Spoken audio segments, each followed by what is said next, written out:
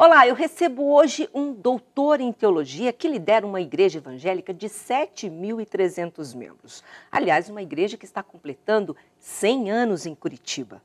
Pascoal Piragini é conhecido pela boa oratória e foi com esse poder de argumentação que ele enfrentou grandes polêmicas ao defender valores que batem de frente com as posturas mais liberais da sociedade atual, como a homossexualidade e o aborto. Bom, são temas difíceis, a gente já começa falando sobre esse assunto. Tudo bem, pastor Piragini? Tudo bem. Tá.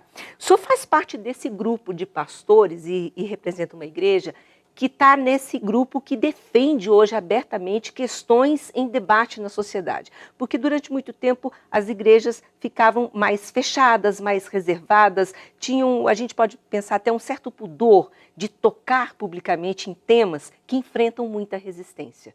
E eu tenho aqui diante de mim um líder espiritual que eu posso dizer deu a cara para bater. Tá certo.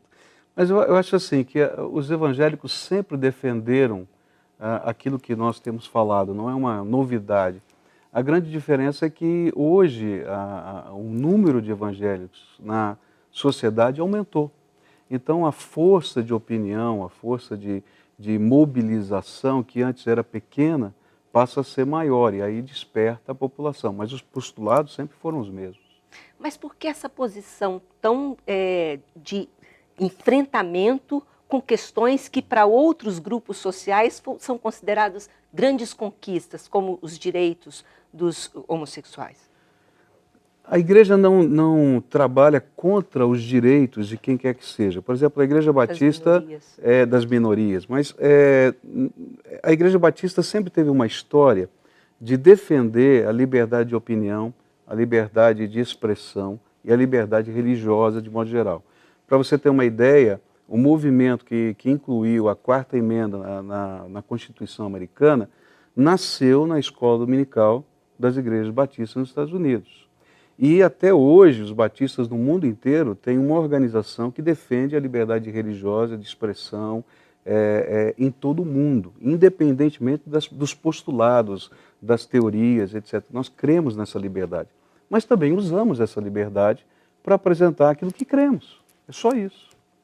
Mas então eu gostaria até de aprofundar um pouco mais nesse assunto, porque o senhor foi muito criticado com as suas posições em relação a isso, fez eventos na igreja, aliás, não só a Igreja Batista, as igrejas, de um modo geral, enfrentaram muita resistência, principalmente na época da discussão da PL 122, enfim, pastores foram processados por esse posicionamento. Qual é a sua posição? A minha posição é que, primeiro, eu creio que as pessoas, elas têm liberdade, eu não tenho nenhuma questão com relação a isso. Mas eu creio que existe um bem social que a gente deve trabalhar. E que o papel da igreja é ser uma consciência dentro da sociedade. Recentemente eu falei numa assembleia solene da Assembleia Legislativa aqui, e eu usei uma ilustração de Pinóquio, né? Então, o Pinóquio era o boneco que queria ser gente. E aí, Gepeto está trabalhando com ele e ele não consegue. Daí ele diz assim, olha, eu vou te ajudar. Chamou o grilo, né, o grilo falante, para ser o ajudante dele. O grilo, ele não mandava, ele não determinava, ele simplesmente alertava Pinóquio e Pinóquio tinha que tomar suas decisões. E esse, para mim, é o papel da igreja. É a consciência da sociedade, que está dizendo, olha, tem valores, se você se afasta desses valores como a família, não é? Valores como a gente ter honestidade, probidade, valores que não trabalham apenas o término da violência por uma UPP que entra lá, que daqui a pouco a própria psicologia diz que você tira o punidor, tudo volta como estava antes, mas que você tem que entrar nessa comunidade e reensinar valores de vida, tá? E quando você perde o conceito de família numa sociedade, na história, tá? Isso na história. Todos os grandes impérios ruíram quando a família ruiu. Mas o que se considera hoje é um novo perfil de família. Isso. O que está por trás é uma filosofia, tá? Que está sendo advogada. Uma nova configuração, né? O que nós cremos, tá? É que existe uma filosofia por trás de algumas ideologias políticas chamada desconstrucionismo. Então você desconstrói valores tradicionais, valores constituídos ou constitutivos da sociedade. Quando você desconstrói, qualquer valor entra, porque forma um vácuo, não é? Então hoje você diz, não, a família não é isso, a família é isso, mais aquilo. Na verdade a família não é nada. Tá? Então quando você descaracteriza o papel do homem, da mulher, do pai, da mãe, é como aquele que vai passar os valores de vida, como você vai ensinar um jeito de viver, você cria um vácuo social tremendo. Mas então, por exemplo, o senhor acha que um casal do mesmo sexo não tem condições de passar os valores para um filho adotivo, por exemplo? Eu diria que quando você trabalha um casal do mesmo sexo, a visão dos papéis, os papéis serão distorcidos. Tá? Hoje, por exemplo, você tem uma inversão tremenda de papéis, tão grande, que a sociedade brasileira não dá o Bolsa Família para um pai, só dá para uma mãe. Pergunte por quê. Porque o papel do pai, o papel do homem na sociedade, eu não sou machista, não é nada disso, ele está desfigurado. Porque o pai é aquele que abandona o filho, o pai é aquele que vai gastar o dinheiro do Bolsa Família com bebida e assim por diante. Eu não estou dizendo que todo pai é assim, eu sou pai. Tá? Mas é uma distorção do programa, não? Não é do programa. Esse, vamos dizer assim, foi uma alternativa sociológica para resolver o problema. Tá? Agora, qual é o grande problema? É a gente voltar a dizer qual é o papel desse homem na sociedade, qual é o papel desse pai, qual é o papel dessa mãe, como é que a gente educa um filho, como é que a gente passa valores. Hoje a gente vive um tempo de terceirização. Então a gente imagina que se eu tiver uma boa escola, ensinar judô, balé, isso, aquilo, meu filho vai ser maravilhoso. Mas quem é que está ensinando a como falar a verdade, como se portar numa situação de dificuldade? Então, quando a gente defende a família tradicional, tá? Quando a gente está defendendo alguns valores, anti-aborto, defendendo a vida, a gente está dizendo, olha, existem valores que são tão importantes que se a gente desconstruí-los, a sociedade vai ruir. Mas aí, pastor, entra uma outra questão. Como a gente sabe, né, que a figura maior da igreja, do cristianismo, enfim, Jesus Cristo, é com essas pessoas que eles andavam, com as pessoas que não se encaixavam nos padrões normais da sociedade da época. E aí a igreja vem e se posiciona contrário a essas pessoas. Como é que fica isso? Essas pessoas são bem-vindas na igreja? Elas são aceitas? O que as pessoas se esquecem é que Jesus, por exemplo, quando ele vai lidar com a prostituta, tá? Ele vai dizer assim, ele diz, ninguém te condena, eu também não te condeno, e depois ele termina, vá e não peques mais. Ele não estava dizendo que o que ela estava fazendo estava certo e não tinha problema, ele estava dizendo, olha, tem uma segunda chance para você construir a tua vida sobre um novo valor. E esse é o princípio. A gente entende assim que as pessoas são amadas por Deus, são amadas pela igreja. Tem lugar para qualquer pessoa na casa de Deus. Mas se mudarem de postura. Na verdade é o seguinte, se estiverem dispostas a enxergar o melhor que Deus tem para a sua vida. Bom, nós vamos fazer um breve intervalo, daqui a pouquinho eu vou falar de assuntos também mais leves, tá, pastor? Vamos falar sobre os 100 anos da igreja, a inauguração do templo, enfim, um templo que chama muita atenção aqui em Curitiba, talvez a maior igreja, não? Daqui a pouco a gente explica esses detalhes, mas que demorou 30 anos para ser concluída. Então, um breve intervalo e eu já volto conversando com o pastor Pascoal Piragini.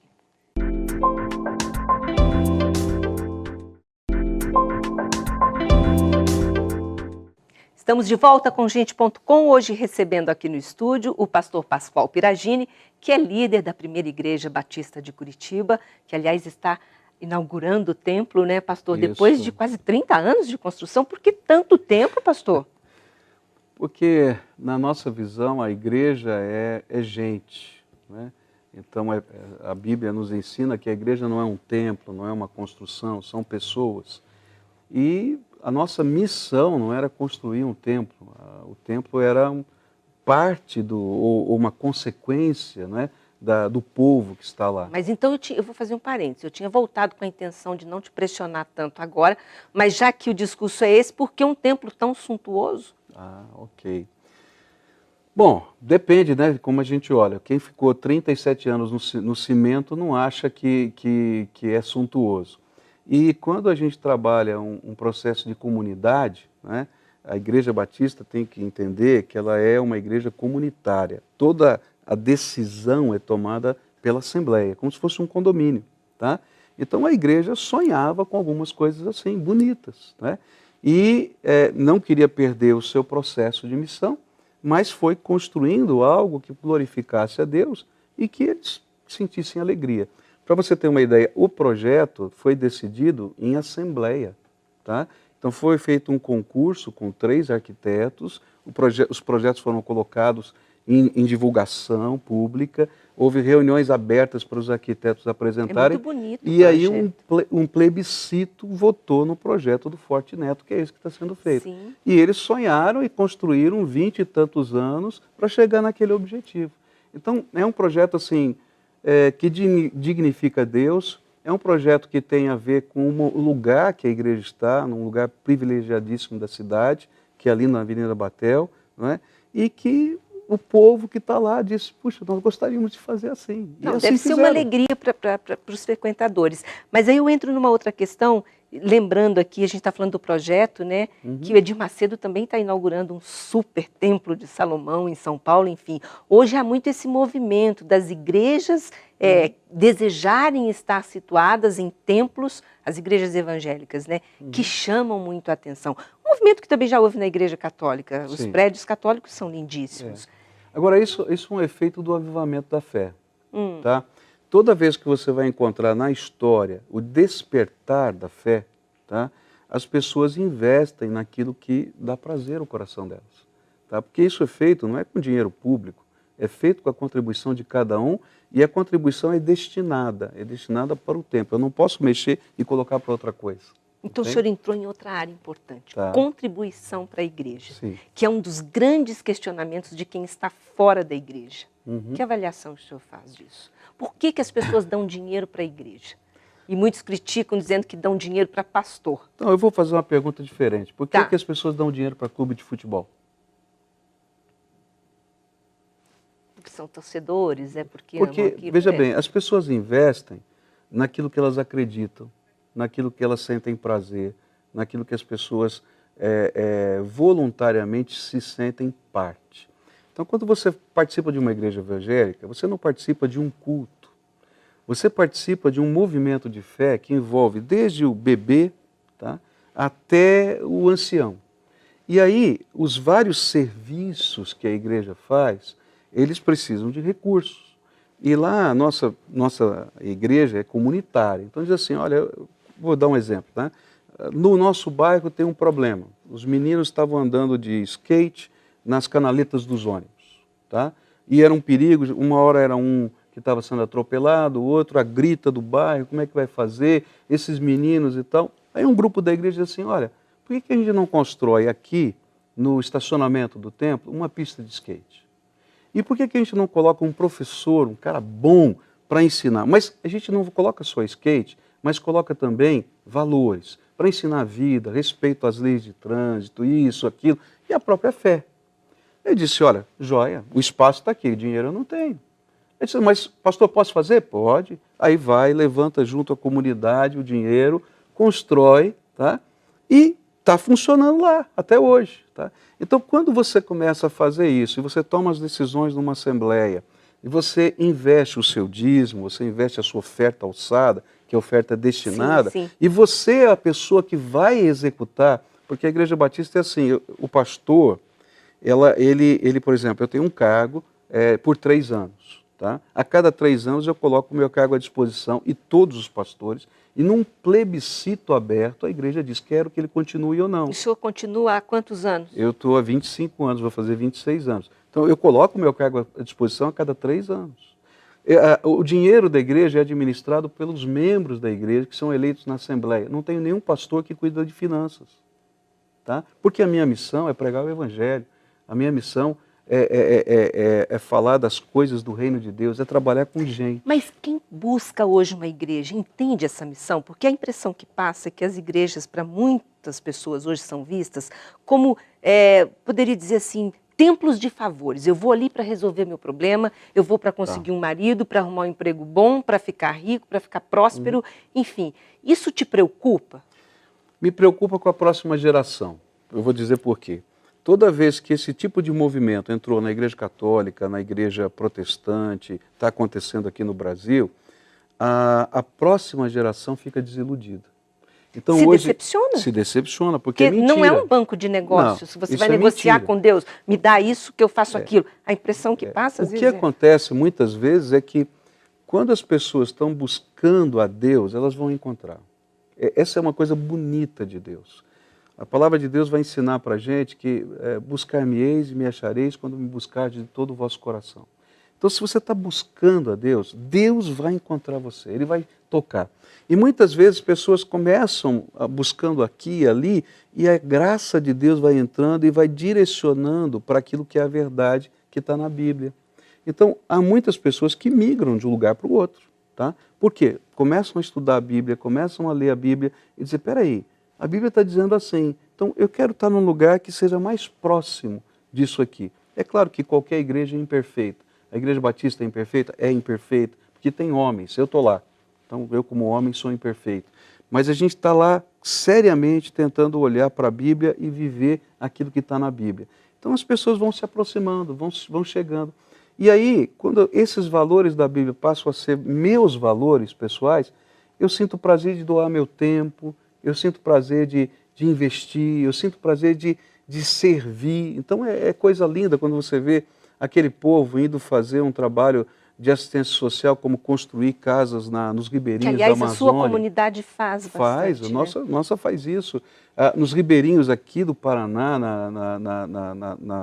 nas ilhas aqui do litoral, toda semana um grupo de 50 jovens vão para trabalhar vários trabalhos sociais, vários trabalhos também de fé, religiosos, mas um trabalho lindo, distribuição de tênis em comunidades carentes. Eles compram, vão lá, lavam o pé do menininho e colocam o tênis. Mas, pastor, então tá, o senhor está falando aí sobre esses trabalhos, eu estou pensando aqui, parece em muitas situações que esses valores que vocês citam tanto dentro das igrejas, eles não prevalecem quando os cristãos, esses cristãos, os evangélicos, por exemplo, não são todos, óbvio, assumem cargos públicos, por exemplo. Mas eu vou fazer um intervalo público e a gente volta, intervalo público, um breve intervalo, e a gente volta falando sobre esse assunto, tá bom? Até já.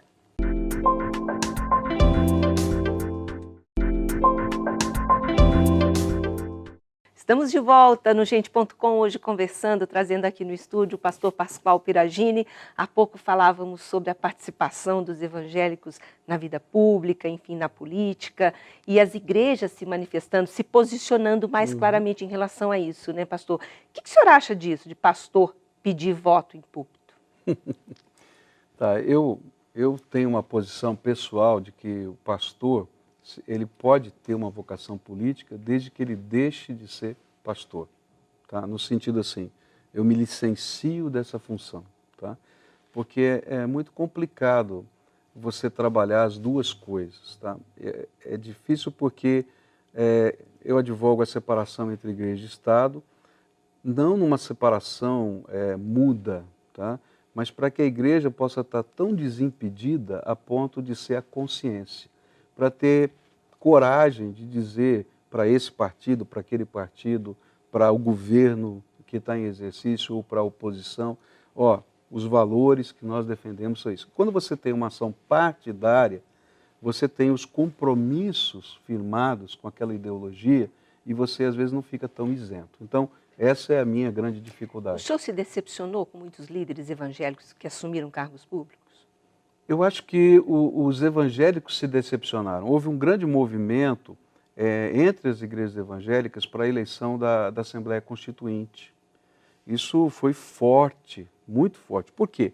Se o Brasil iria mudar a lei magna, né, da nação, era importante que estivessem pessoas lá para defender os valores. Então foi uma grande bancada evangélica, se eu não me engano, foram 62 evangélicos naquela época que entraram no Congresso Nacional. Mas depois, o próprio povo evangélico se decepcionou com eles e caiu para 18. Então, a Com igreja... razão, né, pastor? Se decepcionou com razão. Com razão. Eu digo assim, a igreja evangélica, ela é muito séria com seus valores. Então, quando ela percebe alguém, mesmo usando a linguagem, mas que está fora dos valores, o povo diz, isso é hipocrisia, eu não compactuo, e não vota, não tem jeito. Então, a igreja, até falando sobre isso ainda, a Igreja Batista, ela tem uma convenção batista brasileira, Tem. mais ou menos parecido com o trabalho que desenvolve a CNBB, e se posiciona publicamente com grandes questões Sim. políticas nacionais, Sim. né? Por quê? Porque nós entendemos que somos separados do Estado, não queremos ter cargo público. Uma vez alguém me veio numa eleição oferecer, pastor, o senhor posiciona a favor desse ou daquele, e nós vamos dar 100 cargos para você. Foi assim, vocês estão falando com a pessoa errada. Isso é papo de partido. Crie um partido porque eu sou pastor. Saí, fui embora, deixei falando sozinho, tá? Então, a questão é que a gente não está ligado a isso, tá? Nossa convenção, quando se posiciona, ela quer ter a liberdade de dizer, nós acreditamos nisso porque a Bíblia diz isso, porque entendemos que isso é o melhor para a nação, é o melhor para a sociedade. Por quê? Porque esses valores que estamos adotando, nós não queremos impor a nossa fé a ninguém, mas esses valores básicos da sociedade transcendem as culturas e transcendem as religiões. Então, se a gente Mas causam muitas resistências, Claro. como, por exemplo, a ameaça de processo que o senhor sofreu. É verdade. Tá. Mas isso, historicamente, se você olhar, por exemplo, para um outro batista que foi Martin Luther King, tá? Ele recebeu várias ameaças e até morreu por causa dos posicionamentos dele. O senhor se posicionou contra o Partido dos Trabalhadores? Eu me posicionei francamente contra, tá? Porque naquela convenção, em 2010, para a eleição de Dilma, da presidente Dilma, havia uma série de valores, eu li tudo que tinha sido publicado na internet sobre isso, li todo o estatuto, 300 artigos do PT, e disse assim, olha, essa ideologia amarrada com a fidelidade partidária e com esse estatuto, impede que pessoas possam individualmente se posicionar contra esse postulado que foi votado. Então, mesmo que tivesse alguém lá que dissesse, olha, eu sou contra, tá? Ele teria que se abster da votação, mas ele não podia dizer que era contra. Então eu disse, olha, toma cuidado, porque eu estou vendo, está escrito, está publicado, tá? Então eu falei à minha comunidade, né? Sinceramente eu não esperava que tivesse a repercussão que teve, e falei, olha, eu li tudo isso aqui, olha, isso aqui não bate com aquilo que a gente acredita, tá? Então pela primeira vez eu me posicionei contra um partido político. Não que eu não tivesse me posicionado antes com relação aos valores de fé, mas eu disse, olha, isso aqui é um desconstrucionismo dos valores básicos da sociedade e daquilo que cremos como cristãos. Nós estamos já no finalzinho do nosso programa. Sim. Mas pessoas que dão seus bens, tudo que tem para a igreja, e muitos que saíram depois fazem críticas, enfim, fazem depoimentos públicos nesse sentido. Eu sou contra, tá, a teologia da prosperidade. Tá? Então, eu não sou uma pessoa que prega isso que alguns evangélicos pregam. Tá? Eu tenho grandes dificuldades com esse tipo de pensamento. Porque, para mim, a Bíblia nunca prometeu que ninguém ia ficar doente, a Bíblia nunca prometeu que quem desse o dízimo ia ficar rico, tá? A Bíblia nunca prometeu que a nossa vida seria um mar de rosas. Ao contrário, Jesus disse, no mundo tereis aflição, tem de bom ânimo, eu venci o mundo. O que a Bíblia vai ensinar é que a chuva cai sobre bons e maus, está acontecendo todo dia. A única diferença é que eu posso permanecer com a casa construída no meio da chuva, porque eu tenho valores e eu tenho alicerce. Eu posso ter um revés na minha vida, eu posso ter uma luta, eu posso ter uma enfermidade, mas se eu tenho valores, se eu tenho Deus, eu vou continuar de pé, eu vou enfrentar. Deus vai me dar graça para dar o próximo passo. Se for preciso reerguer, eu vou reerguer, porque eu não estou sozinho. Então essa é a grande diferença. Quando eu coloco uma fé que é só areia, vem a chuva sobre a minha vida, eu digo que foi tudo mentira. E é a hipocrisia. Aí que eu digo que o povo vai dizendo, opa, peraí, não é bem assim. Tá? Então, o que eu creio é numa fé viva, num relacionamento pessoal com Deus, numa comunhão do Espírito que acontece dentro da minha casa, com a porta do quarto fechada.